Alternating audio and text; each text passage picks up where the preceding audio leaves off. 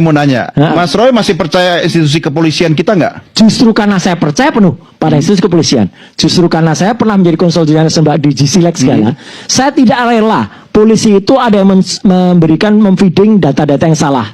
Yang dikatakan kami meyakini bahwa Insinyur Joko Widodo adalah alumni Fakultas Kehutanan UGM. Kesimpulan waktu itu adalah ada watermark. 100.000 miliar % itu palsu.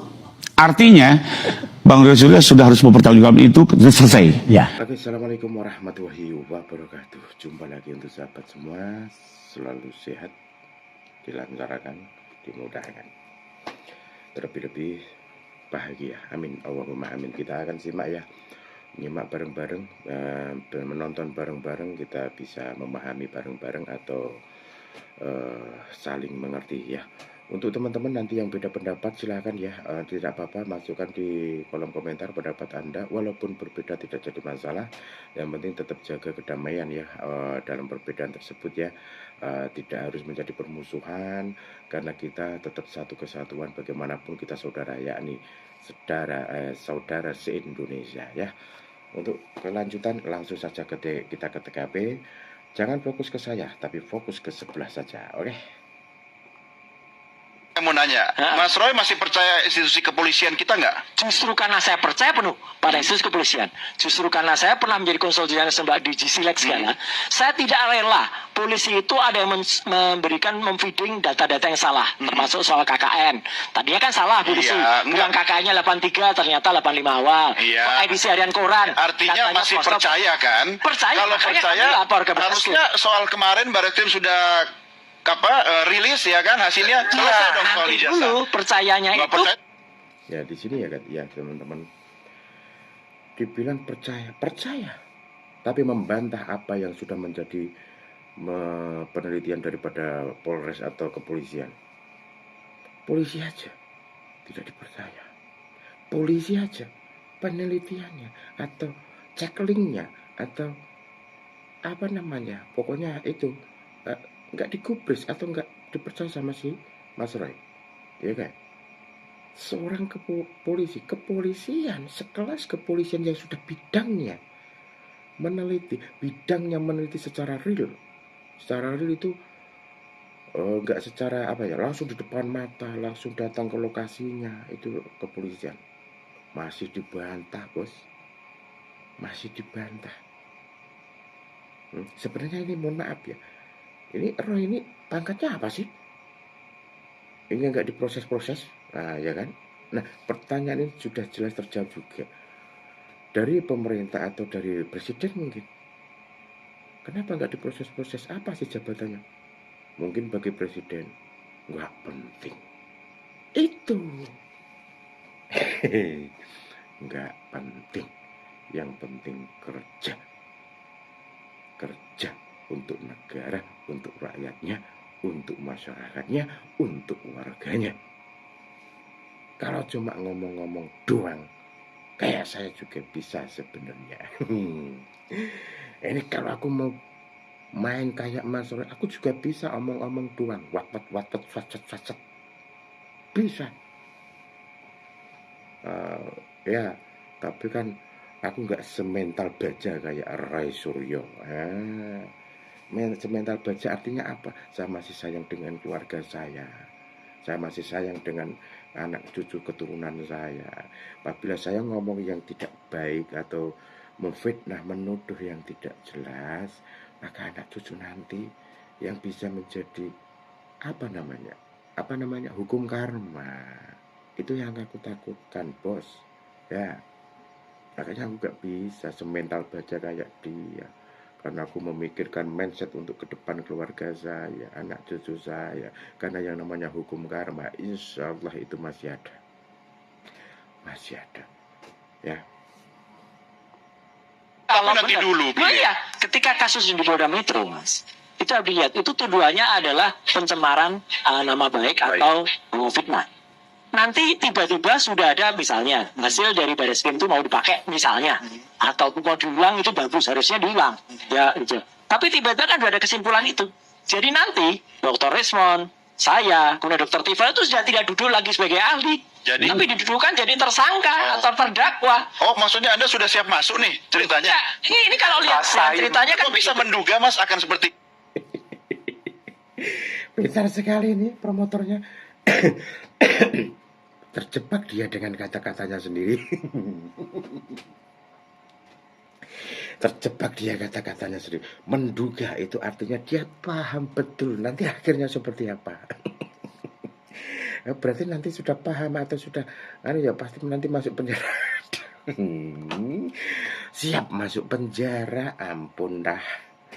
Gimana untuk sahabat-sahabat? Gimana menurut pendapat Anda? Apakah setuju si Roy CS masuk penjara?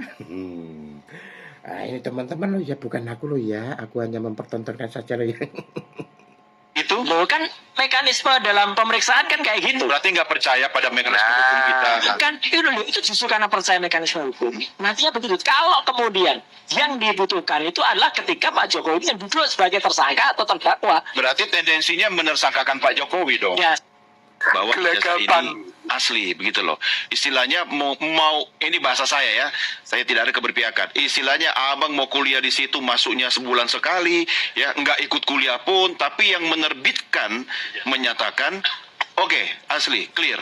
Harusnya selesai dong. Tapi Anda tidak puas. Kalau tidak salah ya, Perbatim mungkin yang mendekati Perbatim ya. Yang dikatakan kami meyakini bahwa Insinyur Joko Widodo Ya. adalah alumni Fakultas Kehutanan UGM. Kami meyakini, Ya. bukan based on paperworks, berdasarkan data kami, data akademik kami yang sudah kami jejak, maka kami memastikan Ya. bahwa Joko Widodo adalah alumni Fakultas Ya. Kehutanan. Ini meyakini. Kenapa tidak yang ngomong kami meyakini itu yang Anda tuntut? Ya, karena kalau ini palsu, ya, maka ijazah ini dipakai untuk capres loh. Ya kan gampang bang sebenarnya. Ya kalau misalnya Pak Jokowi bersikuku tidak ingin menunjukkan ijazahnya yang kata UGM Masuk tadi akal. asli, ya Anda tuntut aja UGM-nya. Sebenarnya hipotesis kami ya, karena kami paham bahwa ijazah itu akan dipegang dan disembunyikan sampai kiamat, gitu ya. Jadi Tuh kan, terjebak dengan kata-katanya sendiri ya. Kalau memang itu menuduh ijazah Jokowi itu palsu, harusnya kan sampean itu bisa menuntut dari yang mengeluarkan. Kalau memang ijazah Jokowi palsu, yakni UGM, tuntut aja. Gelagapan dia, bingung mau jawab apa, akhirnya ke arah yang berbeda. Tuh jawabannya ke arah yang berbeda tuh. Aneh ya, menuduh secara individu, tapi yang dituduh adalah orang nomor satu, yakni presiden dulu. Sekarang udah mantan, ya kan? Masih berlanjut sampai sekarang. Dituduh bahwa ijazahnya itu adalah palsu secara individu dulu tuduhannya. Akan tetapi karena pernah menjadi bapak nomor satu di Indonesia, akhirnya akan kemana-mana ranahnya. Kalau memang itu yang dituduh adalah ijazah Jokowi, ya realita kan harusnya dituntut itu yang mengeluarkan, kan gitu, betul? Ibaratnya gini, saya seorang pengusaha, saya pernah belanja HP misalkan, saya belanja HP, ternyata HP itu palsu, ya, ternyata HP itu palsu. Oke, mungkin saya yang belanja kena, tapi yang mengeluarkan atau membuat atau pabriknya itu juga harus kena atau ditutup, betul tidak? Betul tidak teman-teman? Kan gitu. Tapi nyatanya apa? Sekelas UGM mau dituntut. Hello, UGM itu mencetak segala. Dan pernah mencetak segala menjadi seorang raja, yakni seorang nomor satu di Indonesia. Tidak main-main itu UGM. Makanya dia juga tidak main-main untuk berkomentar tentang UGM. Mau menuntut UGM. Hahaha. oleh karena itu kami terdengar Sah-sah saja kan? sah. Pemilik ijazah memegangnya sampai kiamat. kalau dia bukan pejabat publik. Kalau dia mantan pejabat publik nomor satu di Indonesia, Ya. masa seperti ini sih? Sebenarnya kalau Anda tidak bisa menghadirkan Pak Jokowi, ya kan tinggal minta UGM aja atau Anda tuntut aja UGM. Kalau Anda memang tidak percaya kata-kata UGM, ya tuntut UGM-nya. Kalau ternyata terbukti dia tidak benar, otomatis Pak Jokowi juga terbukti salah, begitu kan? Menurut saya tidak tahu sampai di situ. Tidak logis adalah Bener kan kayak apa yang aku bilang tadi? Itu berarti artinya dia menuduh secara individu, secara perorangan. Sebenarnya masalahnya bukan ijazah, sebenarnya itu dasar inti. Tapi orangnya Jokowi sangat benci dengan Jokowi, akhirnya seperti ini ya. Akhirnya seperti ini. Yang diserang dengan rumusal yang lain ijazahnya. Ntar ijazah nggak sampai kelar, lagi yang lainnya. Enggak, lagi lainnya sampai ke arah anaknya Gibran. Orang ini orang nggak punya kerjaan ini. Yang ku pertanyakan lagi, status mereka ini sebenarnya untuk negara ini apa? Gitu loh. Kalau jelas saya nggak apa-apa. Nggak, bukan siapa-siapa. Ini mereka loh siapa. Hingga seakan-akan ini, ya ampun, ini untung hidupnya di kota nih. Andai kata di desa macul, Daud, gulik diamen, ngarik, kumpul karo Mas Iyun sobat ngarik. Untung aja nasib mereka asik ya. Aduh. Laporan kami itu kembali lagi 22 Januari sampai dengan 30 April ada 31 objek di mana Bang Roy Suryo CS menyatakan ijazah ini palsu dengan 3 variabel. Satu, fontnya dianggap bermasalah, kedua, fotonya foto Dulmatno, tiganya tanda tangan palsu. Kan begitu. Lagi Dengan kesimpulan waktu itu adalah ada watermark. 100.000 miliar % itu palsu. Artinya Bang Roy Suryo sudah harus mempertanggungjawabkan itu selesai. Ya. Tidak perlu lagi nanya-nanya ijazah ke kami gitu. Ya. Anda sudah yakin itu ijazah palsu? Udah buktikan. koreksi 99,9%. Menjadi enggak, waktu itu di media jelas 100 miliar %. Artinya very absolute ya. Artinya di situ nanti silakan Ya jelas. dan nggak perlu Mana tanya endorse, kami dong. mana Betul. watermarknya. Anda sudah yakin dengan itu palsu? Oh, iya. Kok masih cari-cari alat bukti kami? Enggak lah, itu jelas. Karena itu lah. kami jelas tidak akan mengeluarkan itu. Ijazahnya nggak ada watermarknya, Ini nggak ada embosnya, cukup dan dikeluarkan Andi Aswan di penipu. pengadilan. Awal kasus ini, semoga dengan ini Ya, cara debat argumen harusnya kan gantian. Satu ngomong, satu diam, mendengarkan. Ini Roy Suryo nggak pernah mau. Dari dulu aku selalu menyimak ya. Dari dulu aku selalu menyimak. Itu kalau lawan bicaranya ngomong, itu dia nggak mau diam. Hahaha, hehehe, pokoknya selalu adalah yang keluar dari mulutnya Roy Suryo saat lawan yang ngomong, bicara. Tapi kalau Roy Suryo bicara, lawannya lu menghormati, mendengarkan. Tapi kenapa dia enggak? Nah itulah cara sengkuli-sengkulinya ya. Nah itu caranya ya teman-teman. Bagi yang belum tahu itu adalah cara. Kalau mindset yang benar-benar beradu argumen adalah yang satu bicara, yang satu siap mendengarkan. Dengan seksama. Biar apa? Biar bisa menyimak detail apa yang dibicarakan. Kalau ini kan enggak. Yang satu bicara, yang si Roy pasti, oh iya, nggak mau diam itu. tidak ada lagi orang yang melecehkan profesi. Kawan-kawan pers, jangan mau. Nggak ada gunanya ngawalin kasus Michael Sinaga ini. Betul, Kang. Nggak ada gunanya. Setuju. Ya, dia bilang supaya tidak ada lagi yang melecehkan pers. Yang melecehkan pers itu sebenarnya oknum-oknum kayak kalian itu yang nggak jelas. Ya, yang nggak jelas, yang melakukan segala tindakan semena-mena dengan membawa embel-embel pers. Nah, itu dia. Ya, pers atau wartawan tuh nggak seperti itu etikanya, bro. Ya, dan kamu mengajak teman-temanmu mantau mengawal kasusmu. Ya, aku walaupun belum lama ya, dulu cuma 1 tahun ya di Jambi Express jadi wartawan, bro. Ya, wartawannya wartawan resmi, jelas. Nah, Ya, dengerin Sentana. sangat menjunjung sekali undang-undang pers. Tuh. Terus Benar, baik-baik. namanya wartawan yang jelas tuh ada kantornya, Nah, Itu dia. ya, ada target omset. Nah, Maka jelas. di situ ya kerjanya bukan hanya mencari berita, Oh. ya, tapi bagaimana caranya kita bisa menawarkan jasa iklan, Wah. ya, liputan. Oke. Karena tidak semua kita bisa mengandalkan berita yang kita terbitkan secara cuma-cuma juga, Tuh. ya kan? Seperti itu. Nah, sedangkan kamu selama ini kegiatannya setiap hari cuma ngikutin rombongan pemburu ijazah palsu itu Sepakat. aja terus, ya. Ngapain? Selalu berkuar-kuar tentang ijazah palsu, ya. dia itu YouTuber, Bang. Dijawab sama UGM masih lagi kalian semuanya. Terus datang ke kantor Dukcapil, datang lagi ke kantor apa itu yang aku lihat tuh mulutnya mukanya ini nih si Michael Sinaga ini yang ngolok-ngolokin security satpam itu, ya. itu tidak mencerminkan sikap perilaku seorang pers. Nah, itu dia. Tidak ada Betul. seperti itu etikanya. Benar-benar. Ya, namanya wartawan, ya, anggota pers, mereka tuh intelektual, ya, dan tidak akan pernah mereka tuh memblow up suatu permasalahan sebelum mengetahui keabsahannya atau kronologisnya secara detail, secara konkret, dan melakukan konfirmasi kedua belah pihak. Oke. Ya, nah kamu katanya wartawan, ya selalu kau dengarkan aja cuma gerombolanmu aja. Rismon Sianipar, ya kan? Roy Suryo, gimana? Kemarin selalu teriak-teriak. Kali ini ya, untuk video kali ini ya, yang ini saya loskan aja ya teman-teman, biar fokus ke beliau ya. Katanya sektor penegakan hukum di kepolisian jelek, nggak percaya polisi, ya selalu menggebor. Oh,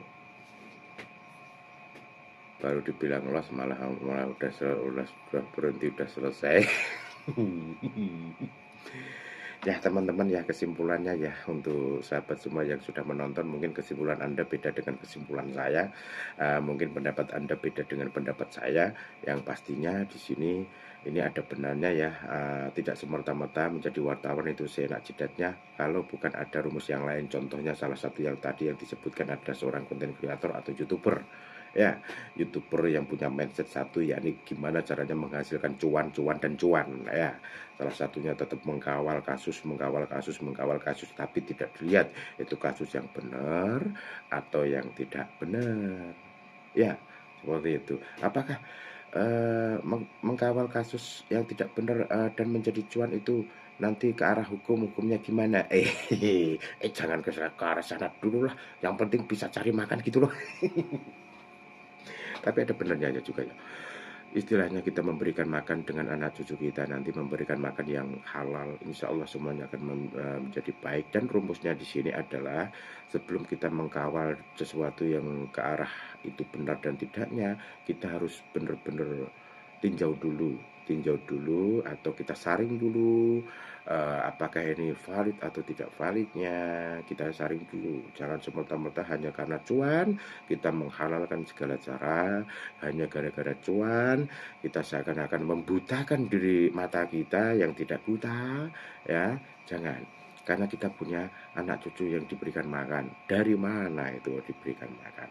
Ya, jadi bukan karena membela A, membela B, tapi membela kebenaran. Nah, rumus mereka juga membela kebenaran, tapi membela kebenaran yang valid atau tidak valid, itu yang kita saring teman-teman. Ya, jadi seperti halnya yang tadi itu jelas, kalau memang beliau hanya mengkasuskan ijazah Jokowi, itu hak Jokowi untuk tidak mempublikasikan atau memperlihatkan kepada mereka. Mereka loh yang menuduh, mereka pula yang harus mencari bukti, gitu loh. Seperti halnya bahan bocor, kenapa harus disuruh tukang bocor? Kalau mereka sudah ahli menuduh, ya udah cari buktinya. Tukang tambal ban pun sama. Ini kenapa banku bocor terus, gembes terus, ya itu pasti bocor. Ya udah cari bocornya, dicari. Dengan caranya masukkan ke air, kalau belekutuk, nah itu berarti bocor. Nah setelah dibocor ditampil, ini buktinya, ini bocor, bukti. Lah kalau ini udah menuduh, nggak mau cari bukti, malah suruh yang dituduh itu suruh mana jasanya biar kita teliti. Itu namanya memang cari cuan itu. Ya, untuk sahabat semuanya ya, terima kasih yang sudah menonton. Pokoknya sehat selalu dimanapun berada, berkah barokah waktunya. Salam santun, beda tidak masalah, yang penting tetap damai, tetap bersahabat, tetap seduluran. Kita sedulur se-Indonesia Raya, Indonesia Negara Kesatuan Republik Indonesia. Jangan pernah terpecah hanya gara-gara perkara yang tidak benar atau perkara yang belum terlihat benar.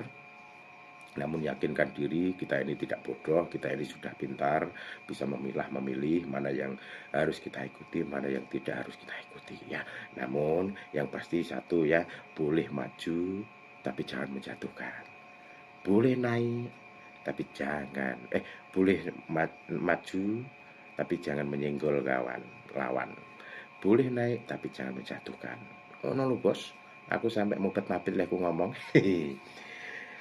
Mohon maaf bila ada kata-kata yang tidak berkenan di hati atau tidak cocok ya, pokoknya tetap bersahabat dalam damai. Mohon maaf. Wabillahi taufiq wal hidayah. Wassalamualaikum warahmatullahi wabarakatuh.